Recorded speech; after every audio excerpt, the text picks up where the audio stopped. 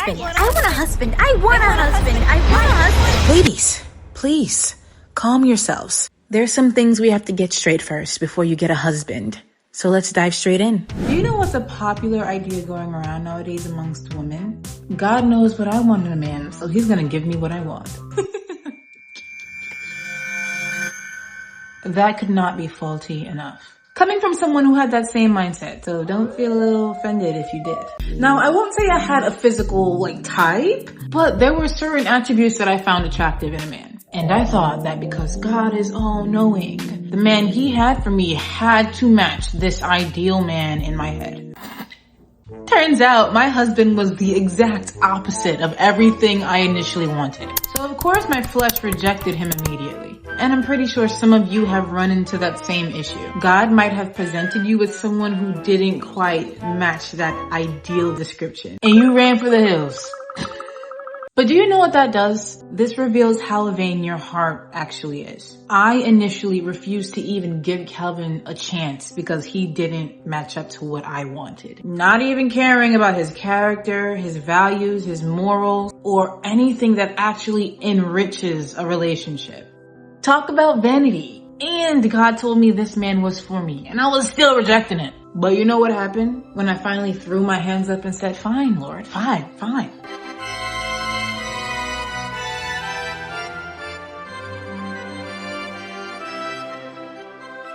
Yeah, the best decision of my life. Now, I'm not saying it's bad to have a preference or want your man to look good, but sticking strictly to the physical aspect of someone is vain, especially when their character is what's most important to God and should be most important to you. Scripture says, do not look on the outward appearance, but inward. Man looks on the outward appearance. God does not. Let me leave you with something. Attraction can grow. That's not a myth. Now we walk through the door of independence. This culture and society has injected this horrific mentality into the minds of women and men everywhere. Women don't need men.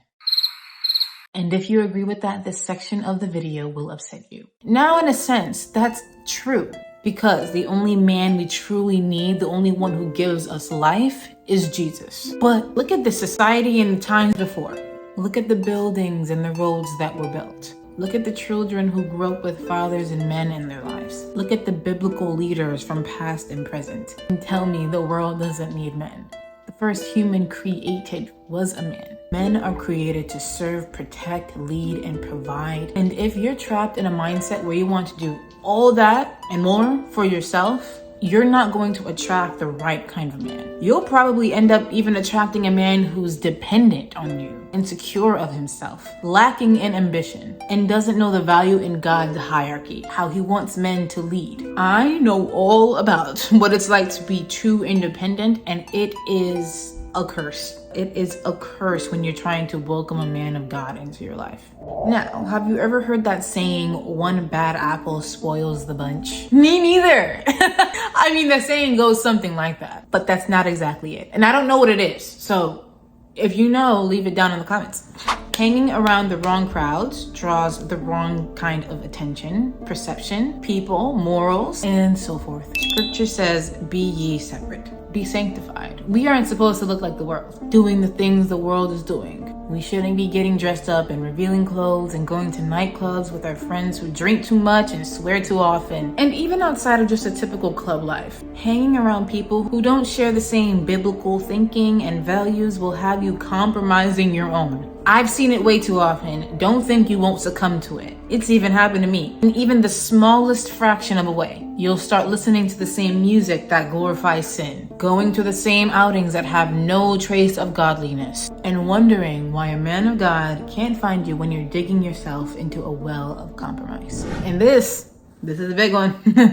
A lot of people are probably gonna get hurt by this. A lot of women in our culture are giving men the wife treatment way before they're even wives, before they even have a ring on their finger. Some women are stuck with men who they've been dating for years and are unsure will even propose to them. Living under the same roof, taking care of the home, having premarital sex, and you wonder why the man you're with is in no rush to marry you. You're giving him everything a wife gives. It's a hard truth. And another truth is this: the right man, the right men will respect the boundaries you set. You don't want to have sex before marriage, he won't.